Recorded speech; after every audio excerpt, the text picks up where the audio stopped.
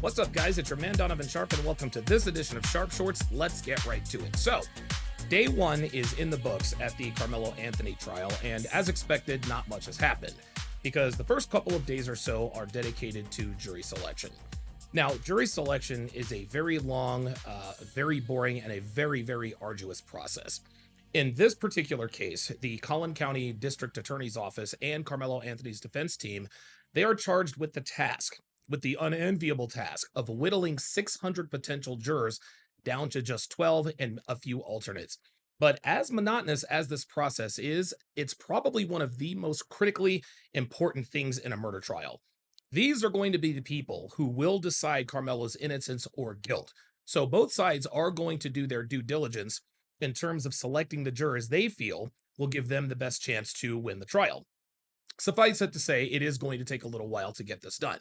However, there is a developing story that more or less proves that Karmelo Anthony supporters know that their guy is going to be convicted, and that development is potential jury tampering. According to Sarah Fields, who was in the building yesterday, sheriff's deputies escorted a black woman out of the courthouse hallway. They were accusing her of jury tampering, which is obviously a big no-no. So let's read Sarah's tweet that described the first day. It starts, I arrived at the Collin County Courthouse at approximately 6:30 a.m. for day one of the Karmelo Anthony trial. The first thing that became apparent was security. Everyone entering the courthouse had to pass through screening. Cell phones and electronic devices were prohibited. The only items I brought with me were a notepad, a pen, and my sunglasses.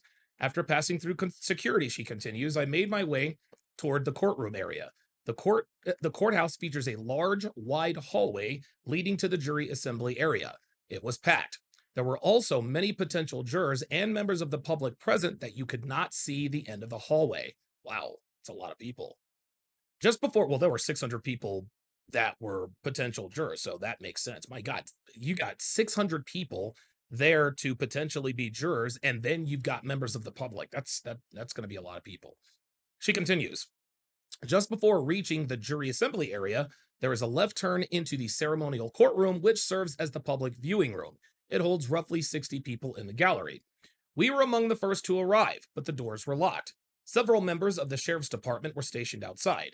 One deputy was carrying a suppressed AR rifle chambered in 9mm. Damn.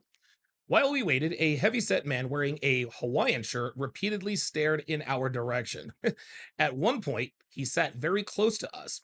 As he walked past me, he quietly said the word demon. Oh my God. See, here we go. Here we go already.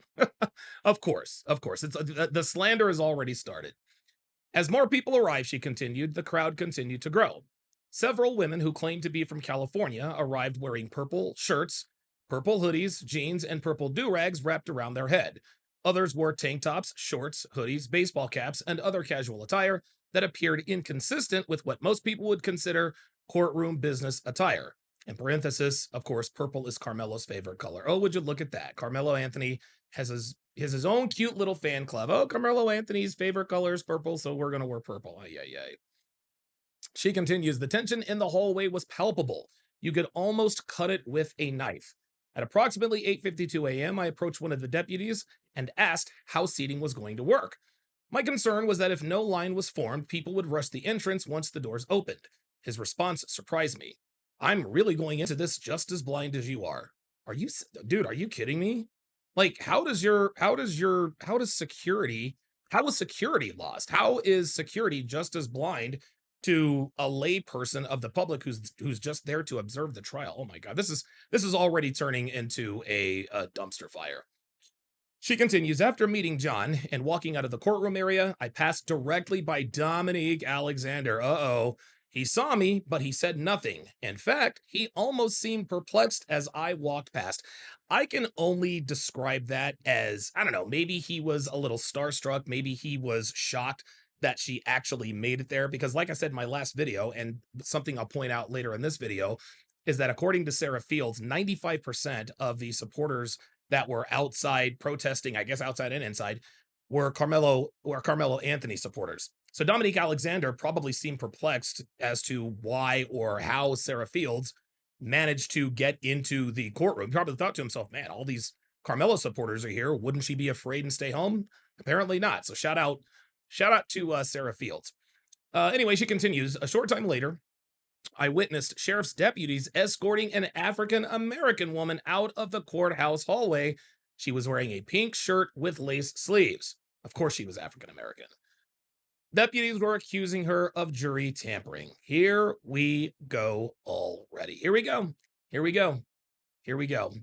She continues, I later learned she was allegedly connected to the Anthony family and had been reportedly caught recording members of the jury pool. Oh boy.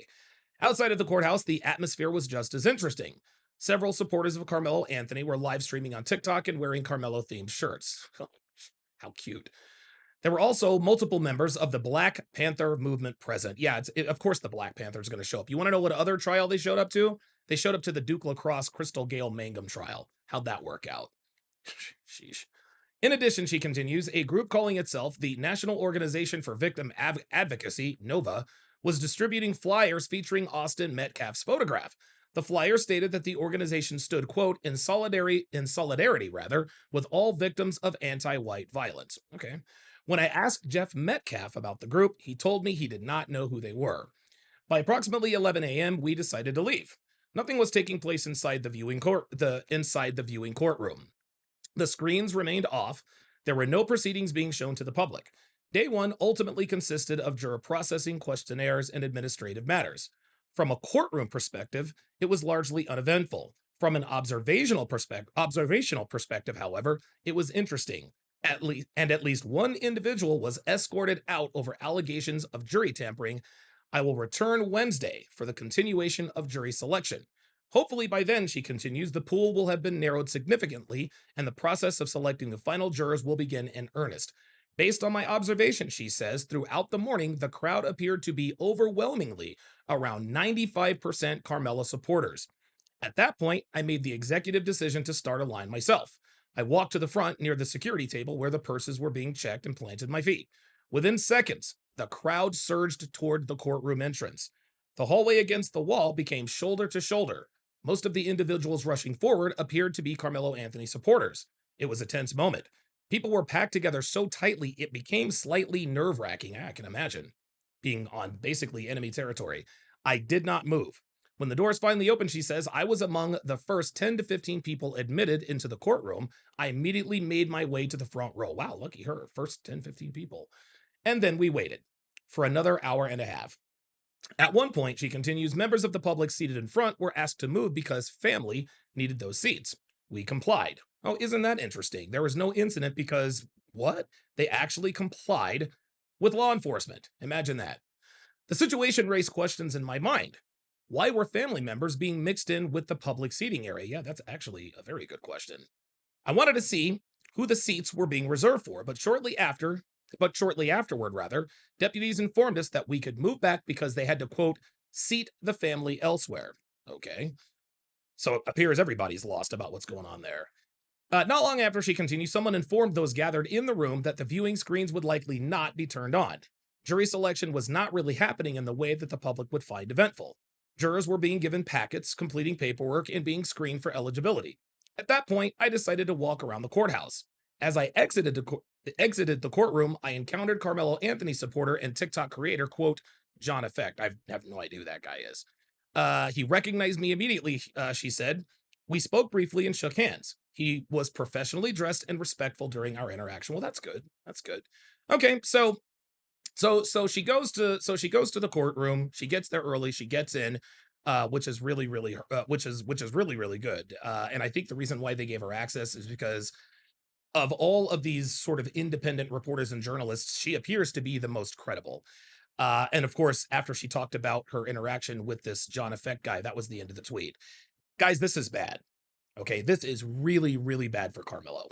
The fact that on day one, we have already had someone removed for potential jury tampering tells us all we need to know about Karmelo supporters, which is that they know he's guilty.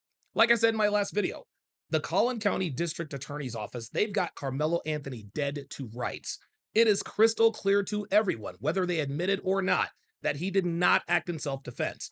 Because not only did he provoke Austin Metcalf when he entered the tent and then said, touch me and see what happens, Him stabbing Austin Metcalf directly in the chest was most definitely not commensurate with whatever Metcalf did to him. Remember, the Texas Penal Code Statute 9.32 states that you cannot use deadly force against a threat of simple assault or minor physical harm. So Metcalf either pushed or grabbed Karmelo, and Karmelo responded by taking out his knife and stabbing him to death. That's essentially killing a fly with a sledgehammer. And that, my friends, is against the law. And now it is obvious that Karmelo supporters are aware of this and have likely launched some sort of espionage.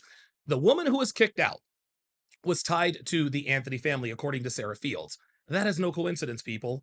There is absolutely no doubt in my mind that there is a plan to somehow sabotage this trial, and one of their tactics appears to be jury tampering. You do, guys, I'm here to tell you, you do not tamper with a jury unless you feel that your side is going to lose the trial.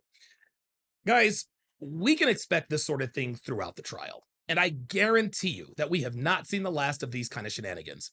Carmelo supporters, they're going to do whatever they have to in order to secure an acquittal, and it appears that they don't care whether or not these tactics are legal. Hell, at least Johnny Cochran followed the law when he got OJ off, but now we've already got potential jury tampering on day one. Buckle up, guys. This is going to get ugly. Stay tuned.